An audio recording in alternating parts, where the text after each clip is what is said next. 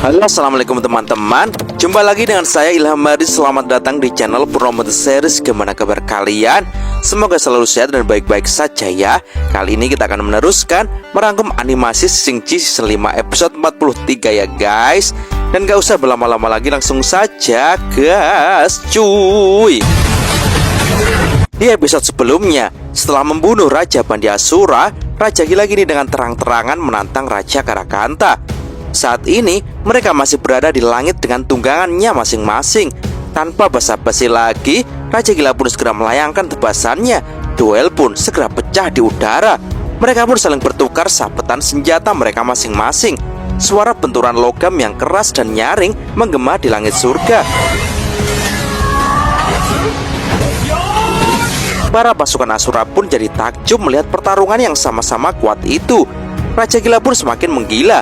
Pedang iblis di kedua tangannya serta tebasan yang begitu kuat tampaknya membuat Raja Karakanta pun mulai kewalahan. Ia pun dengan cepat segera menghindar dan menjauh. Tapi jelas Raja Gila pun tak tinggal diam. Ia pun segera bergegas mengejar Raja Karakanta dan menembakinya dengan tebasan yang brutal.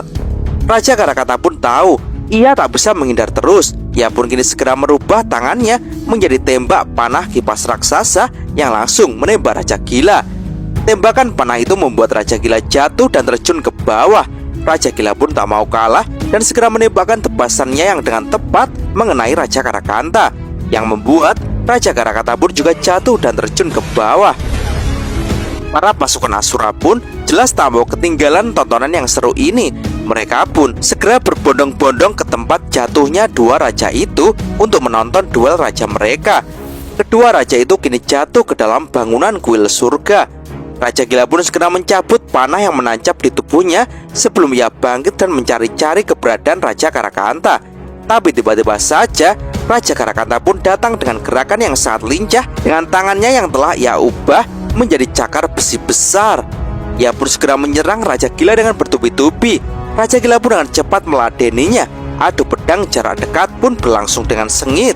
Raja Karakanta pun mengungkapkan kalau ia bertekad akan membunuh pengkhianat seperti Raja Gila. Cakar besinya pun dengan kuat menekan Raja Gila. Raja Gila pun tak mau kalah. Ia pun segera membakar jiwa tempurnya. Api ungu segera menyelimuti tubuh Raja Gila dan kedua pedangnya. Ia pun segera mengempaskan Raja Karakanta dan balik menekan Raja Karakanta. Raja Karakanta pun tak mau kalah dan melemparkan benda emas besar di situ kepada Raja Gila, membuat Raja Gila pun kini terlempar keluar. Itu segera disusul dengan tabrakan dari senjata kedua belah pihak. Tapi kali ini tabrakan ini dimenangkan oleh Raja Gila. Raja Gila pun lanjut menghentakkan pedangnya ke tanah. Tanah pun hancur dan Raja Gila pun menendang batu besar pecahan untuk melemparkan Raja Karakanta. Raja Gila pun terus meningkatkan serangannya. Ia pun segera berlari untuk melakukan serangan lanjutan dengan tebasan yang lebih kuat sambil berkata, "Hanya itu saja." Dan Raja Karakanta pun tiba-tiba bangkit dengan senjata yang lebih kuat, yaitu tangan bor besar. Itu segera membuat Raja Gila terlempar ke belakang. Raja Karakanta pun dengan tegas berjalan ke depan. Saat ini jiwa tempurnya telah terbakar dan kekuatannya meningkat dengan drastis. Api hijau pun menyelimuti tubuhnya. Ia tak hanya telah merubah tangannya menjadi bor besar, tapi di punggungnya kini juga muncul tentakel laba-laba metal.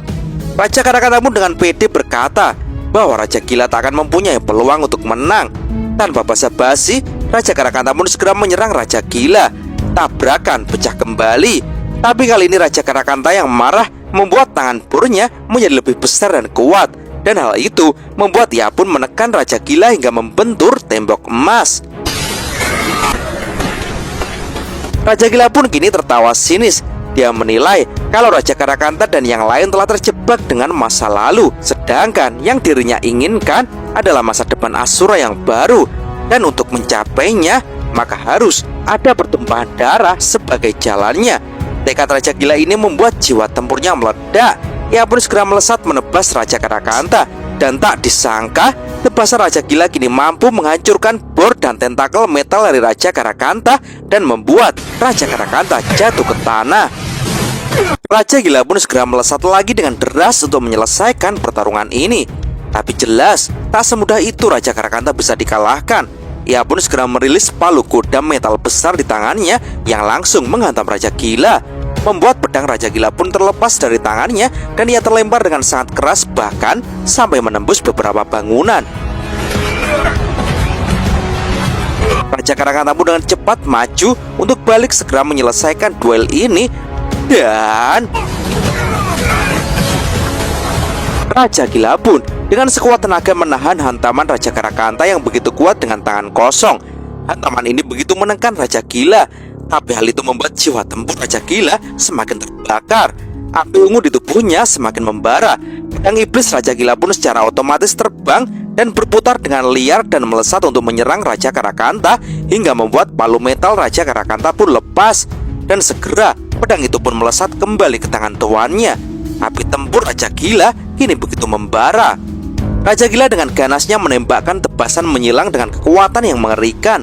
Raja Karakanta pun mau tak mau hanya bisa menahan gempuran itu dengan tubuhnya. Tapi Raja Gila pun terus menggempur dengan brutal dengan tebasan lanjutan yang sangat kuat. Tebasan kedua membuat Raja Karakanta terlempar jauh ke udara. Tapi dengan cepat Raja Gila muncul di belakang Raja Karakanta. Raja Gila dengan tekad yang kuat, Raja Gila mengangkat kedua pedangnya dan berkata kalau Raja Karakanta yang selalu memperjuangkan tradisi yang busuk ditakdirkan untuk ditelan oleh era baru. Dan tebasan ulti Raja Gila ini benar-benar membuat Raja Karakanta terluka parah. Raja Karakanta pun tak percaya bahwa kali ini ia benar-benar akan kalah. Hal itu membuat ia sangat marah. Raja Karakanta pun kini mengerahkan jiwa tempurnya yang tersisa. Ia lalu melayang di udara dan mengangkat kedua tangannya. Kekuatan energi hijau pun mulai menggumpal di antara kedua tangannya. Hal itu membuat angin pun berembus dengan kencang. Pendekar caping besi pun cukup terkejut melihatnya. Mungkinkah rajanya ini akan benar-benar mengerahkan kekuatan pamungkasnya? Dan tiba-tiba saja seluruh senjata besi para pasukan Asura pun tersedot oleh kekuatan Raja Karakanta. Daya tarik itu sangat kuat. Siapapun tak bisa menahan senjatanya yang benar-benar dilucuti oleh Raja Karakanta.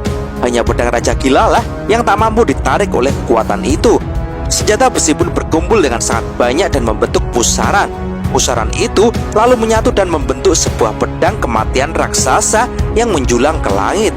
Raja Karakanta pun berteriak dengan sekuat tenaga, "Tebasan langit malam!" Dengan kekuatan 1000 pedang ini, Raja Karakanta bertekad akan memotong Raja Gila menjadi berkeping-keping. Raja Karakanta pun segera menyapukan pedang raksasa itu dengan kuat ke bawah. Raja Gila pun jelas tak bisa menghindar lagi. Mau tak mau, ia harus menahan tebasan super itu. Tapi ia pun tak gentar sama sekali. Ia pun segera bersiap menerima serangan itu. Dan tabrakan ini menimbulkan ledakan yang kuat yang menghancurkan sekitar. Saking besarnya pedang itu, sampai-sampai terlihat jelas dari istana Kaisar Sitian. Para dewa tingkat tinggi pun segera mengamati serangan pamungkas itu. Jenderal Barat pun tak bisa meredam kepanikannya. Ia menilai tingkah Raja Karakanta yang gila ini akan membahayakan Raja Gila, sehingga ia mengusulkan agar surga segera bertindak. Tapi sekali lagi Kaisar Sitian pun menegaskan kalau ia tak akan pernah mengingkari janjinya. Ia pun juga percaya dengan Raja Gila. Kaisar Sitian pun segera memperingatkan kepada seluruh dewa untuk tetap patuh dan tak melakukan tindakan apapun tanpa ada perintah. Sementara kini pedang raksasa pun semakin menekan Raja Gila. Raja Gila pun mulai tertekan. Tubuhnya pun mulai menggerus tanah di situ. Darah pun mulai menetes dari tubuhnya. Pandangannya pun juga mulai buram. Tampaknya Raja Gila benar-benar telah berada di ambang batasnya. Dan hal itu sekali lagi membuat jantungnya terbakar. Api tempur berwarna merah muda mulai menyelimuti tubuhnya. Matanya pun menyala merah. Jiwa tempur Raja Gila seketika melonjak dengan kuat. Para Asura yang melihatnya pun sangat kaget, karena kekuatan Raja Gila benar-benar meningkat ketika dia hampir mati. Raja Gila perlahan-lahan mulai mendorong pedang raksasa itu ke atas. Dan ia pun mengeluarkan tebasan menyilang berwarna merah muda dengan kekuatan yang dahsyat.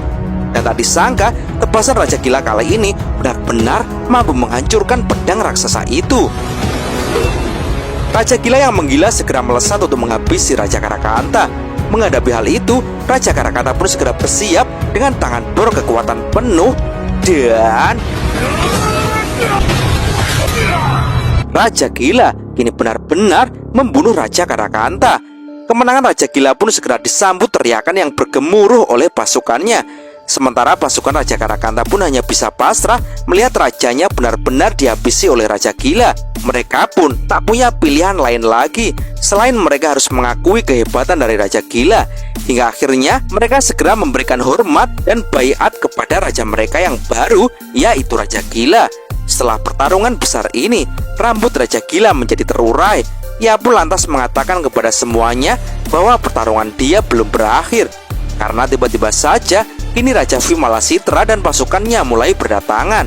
Dan baru saja Raja Vimalasitra mendarat di hadapan Raja Gila, Raja Gila pun segera menyodorkan pedangnya dan di depan seluruh Asura dia terang-terangan menantang Raja Vimalasitra atas nama raja. Raja Vima pun segera turun dari tunggangannya dan ia pun berjalan maju dengan santai. Raja Gila pun tanpa basa-basi segera melesat maju untuk menyerang. Dengan tenang, Raja Vimalasitra pun segera mengeluarkan kekuatan rambut kusutnya yang dengan cepat menjerat Raja Gila. Jeratan itu membuat Raja Gila tak bisa bergerak dan pedang iblisnya pun lepas dari tangannya. Raja Vima pun dengan santai mendekati Raja Gila dan mengatakan kalau ia tahu bahwa kekuatan Raja Gila berasal dari 99 hantu. Akan tetapi, dia mengaku kesal karena kekuatan Raja Gila digunakan untuk mengubah tradisi Asura. Karena menurut Raja Vimalasitra bahwa kebencian dan jiwa membunuh adalah pondasi kekuatan Asura. Dan tujuan Raja Gila mengubah Asura hanya akan membawa Asura dalam kehancuran.